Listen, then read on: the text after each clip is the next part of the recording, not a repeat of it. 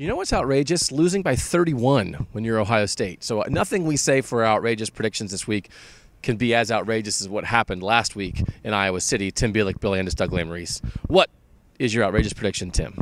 It shouldn't be outrageous considering it's Ohio State, but the takeaway drought will end on Saturday. And what I mean by that is Ohio State hasn't had a takeaway in a meaningless moment of the game for 3 quarters. I say meaningful, sorry. When I say meaningful, I refer to the last play in Nebraska was an interception. They have not had a meaningful takeaway since the Maryland game. And for a defense that had countless defensive touchdowns and game-changing plays defensively with takeaways, the fact that they haven't gotten any in the last 3 weeks is incredible almost. So I think they break that trend with a Michigan State offense that has thrown 400 yards in back-to-back games, but maybe they're thinking a little too much about being pass-happy as opposed to kind of having their identity, which is run-heavy. So is it a pick or a fumble recovery? Feeling pick, because I feel like even though Brian Lewerke's red hot, I get the feeling that, he can't sustain it 3 weeks in a row. All right, Landis. 3 touchdown passes for J.T. Barrett of 25 yards or more. Is that outrageous? Yeah. Well, what? Go ahead, bring it on. He had 3 of 20-plus last week, so you're talking 1 more or 5 more yards. Yeah. I'm talking about a dysfunctional offense scoring a lot of points against one of the best defenses in the country. Michigan State wants you to beat them over the top. In 2014, Ohio State was equipped to beat Michigan State over the top. I think they are equipped now, so J.T. Barrett gets the long ball going on Saturday. That's going to be the lead of my reasons Ohio State's going to win.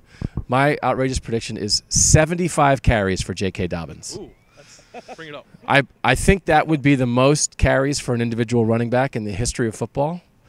And at the very least, 60. Because it doesn't make any sense. That echoed. What has happened? He's so good. We were asking Kevin Wilson about it this week, and I wanted to say, if you had Saquon Barkley, would you just be like, well, the defense took it away. I don't know what to tell you. If you had Tevin Coleman when he had Tevin Coleman in Indiana, he's too good for this. So they resort to what they do sometimes when they lose, which is pound the ball. 75 carries. That's probably going to be in like 81 offensive snaps, so it's going to be hard to do. Yeah. So we're not going to have both. Maybe J.T. Barrett will be like 4 of 6. I want yours to happen. I'm okay being wrong. Yeah.